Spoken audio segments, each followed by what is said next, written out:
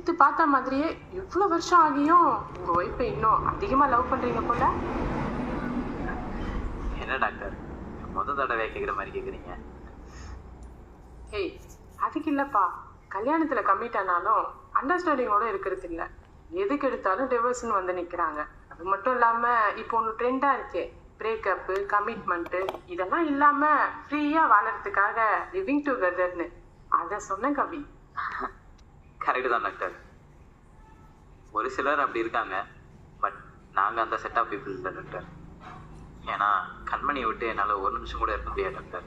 And at the same time நான் எவ்வளோ அவளை ரொம்ப நேசிக்கிறனோ அதே மாதிரி தான் அவளை என்னை நேசிக்கிறாள். இப்போ கூட பக்கத்து ரூமில் இருக்க செக்கப் போயிருக்கா. ஆனால் அதை எப்படி தான் அவள் ஃபீல் பண்ணுவா, நான் ஏதோ ஃபாரின் போன மாதிரி ஃபீல் பண்ணுவாள். அநேகமாக அவளுக்கு பிபி அதிகமாக இருக்குன்னு நினைக்கிறேன் டாக்டர். ஓ,